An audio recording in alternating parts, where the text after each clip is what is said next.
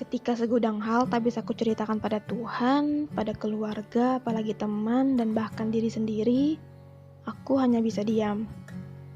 Tidak munafik, aku ingin dipahami, tapi makin kesini tidak ada yang memahamiku. Aku juga yakin, amat sangat yakin, orang-orang yang sangat terbuka pun punya hal yang tidak bisa diceritakan pada siapapun. Dan mereka juga ingin dimengerti, ingin dipahami sama sepertiku. Perdebatan sepele yang selalu terjadi di dalam diriku ya cuman untuk bertanya alasan kenapa sih orang-orang tidak memahamiku? Kenapa mereka tidak mencoba mencari cara untuk memahamiku? Kenapa mereka tak mau memulai duluan? Kenapa mereka tidak mau bertindak duluan? Haruskah aku yang selalu memahami mereka?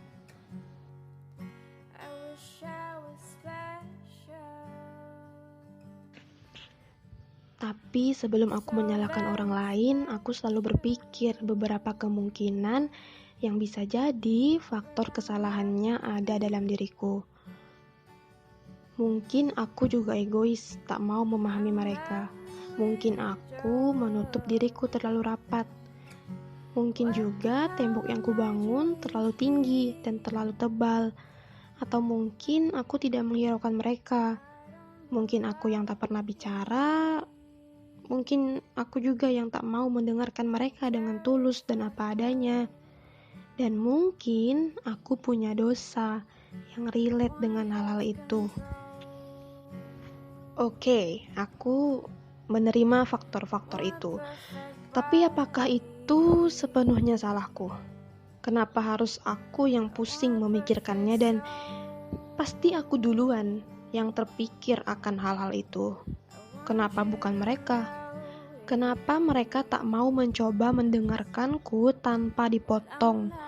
Mereka selalu memotong pembicaraanku lalu menyambungkannya dengan cerita mereka. Dan kenapa juga mereka tak mencari cara untuk memahamiku bahkan untuk 10%? Beberapa mungkin bilang, I know you 100%, but no you don't. Karena ya emang masih banyak hal-hal yang tidak benar, tapi mereka tuh kekeh kalau itu benar kamu. Mungkin memang aku yang tak pernah memulai, tak pernah tanya, tak pernah cerita hal-hal yang benar, dan tak pernah aku capek menyalahkan diri sendiri.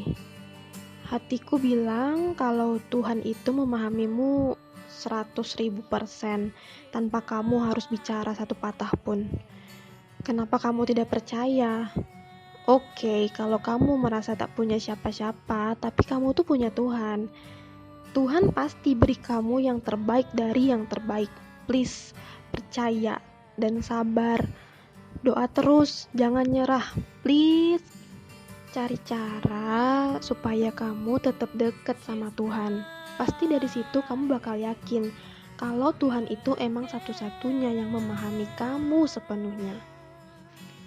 Aku belajar untuk coba memulai memahami orang tanpa balasan. Walaupun rasa-rasanya aku sudah sering melakukannya. Dan aku amat sangat berharap aku bertemu seseorang yang bisa memahamiku tanpa harus panjang lebar dan membuatku terkesan akan pemahamannya.